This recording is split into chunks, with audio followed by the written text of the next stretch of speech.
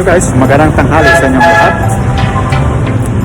Ako'y kagagaling lang guys dun sa BPO company na na-applyan ko kasi nag-email kagabi na kailangan daw mag-report ako ngayon kahit Sabado 9 to 12. At yun nga, nag-report ako doon guys. In-assist ako, nagkaroon ako ng initial interview, virtual interview, and then proceed ako sa typing.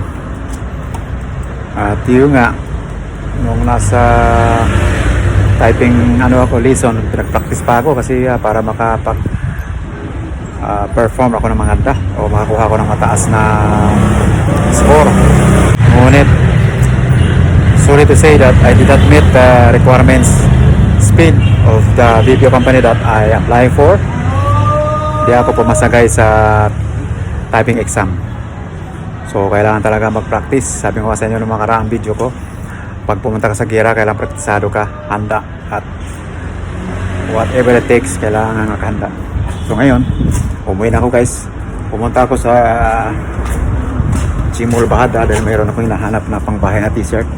Pero walang sale doon, di katulad doon sa Gmall Illustrate na may mga sale na less than 100. Kaya lang wala akong ka-size.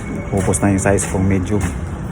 So even large, wala na. Extra large, tsaka double extra large ang marami. So ganda sana yung kulay brown, medyo makapal. So wala rin ako nakita doon sa Gmall Bahada. Hindi na ako pumunta sa SM or sa Victoria Plaza kasi nga napagod ang Tatay Jun guys. Kailang umaga nagbukaton ako ng isang oras. So kailang kauwi ako at pahinga sa bahay. Bibili na lang akong pagkain, mag-take out na lang ako. Pati yung pang dinner ko sa bahay na ako kakain guys, para makapahinga at pagkatapos kain. At bukas meron ba tayong 2 hours bukaton, weekly 2 hours bukaton every Sunday. So yun lang guys, yun lang aking update dahil nga hindi tayo sinunod ngayon. At sabi naman nung nag-assist sa akin, basta sa pag nakuha ko na yung 40, mag-practice ako at home. Pag nakuha ko na yung 40 words per minute, at babreak ako doon at welcome ako mag-apply ulit. So yun na guys, yan naman wala ang vlog ko sa iyo ito. Nasa kayo mag-like, mag-share at mag-subscribe sa akin channel, Big Samuel TV. Yes!